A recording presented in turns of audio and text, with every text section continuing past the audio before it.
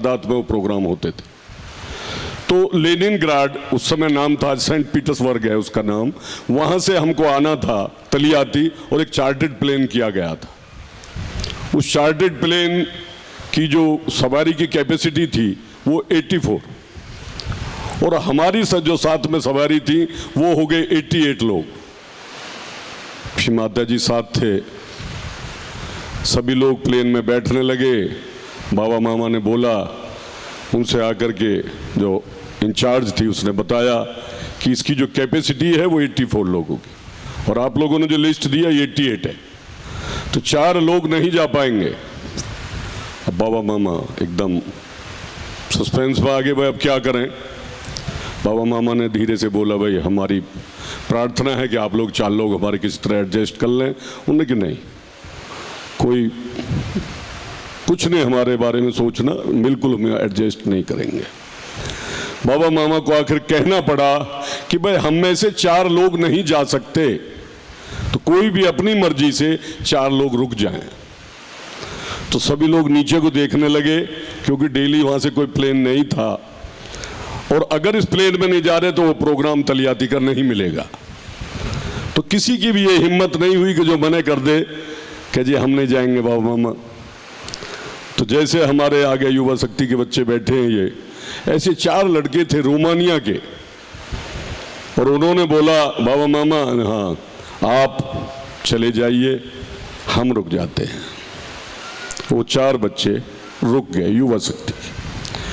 वाकई में दिल हिला देने वाली घटना थी कि बड़े जो ज़्यादा उम्र के लोग थे, किसी में ये बात नहीं हुई कि भाई हम रुक जाएंगे। उन 4 बच्चों ने कहा चलिए हम रुक जाएंगे, और वो रुक गए।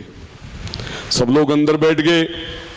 श्री माता जी अंदर विराजमान थे। श्री माँ ने पूछा, हाँ भाई सब लोग आ गए? तो बाबा मामा ने नाड़ हलाई, श्री माता जी सब नहीं आए।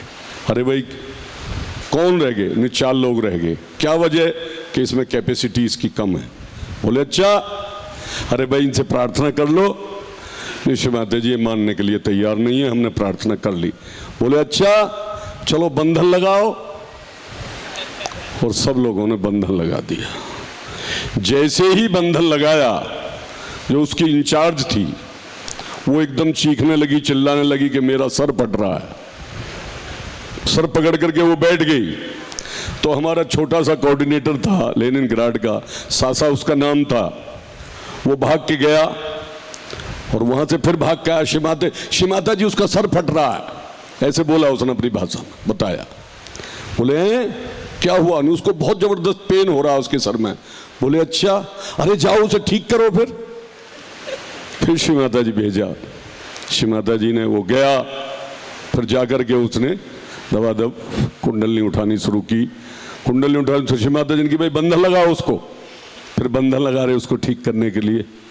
फिर बंधन लगाया। बंधन लगाते के साथ ही तुरंत उसकी सर का दर्द समाप्त हुआ, तुरंत। अब वो एकदम बड़ी विस्मय इस स्थिति में देखने लगी, ये क्या किया आपने? मैं तो एकदम तुरंत ठीक हो गई। तो उसने बड़े सीरियस में बोला कि आप लोग बड़भागी हैं, भाग्यशाली हैं कि जो आपके आज प्लेन में श्री माता जी भ्रमण कर रही हैं। इस संसार के कल्याण के लिए श्री माता जी का जन्म हुआ, सबका उद्धार कर रही हैं, और आप लोग हैं कि हमारे 4 लोगों को आप लोग एडजस्ट नहीं कर पाए।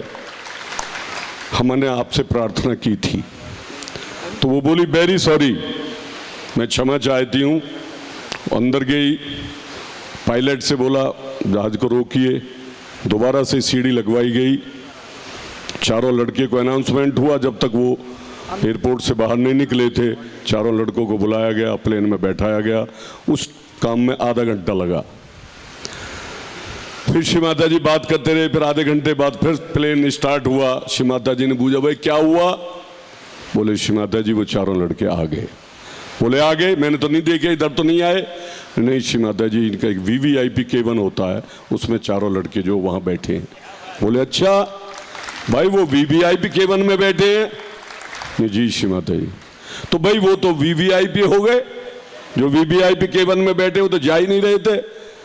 अब सब चुप। श्री माता जी जी ऐसे करके बाबा मामा भी चुप हो गए। तो तो फिर श्री माता जी ने कहा कि आप लोग वीवीआईपी क्यों नहीं बने, बताएं आप लोग वीवीआईपी क्यों नहीं बने। और हमारे पास कोई जवाब नहीं था उस समय उस बात का। श्री माता जी ने बोला कि आप लोगों को सबूरी होनी चाहिए।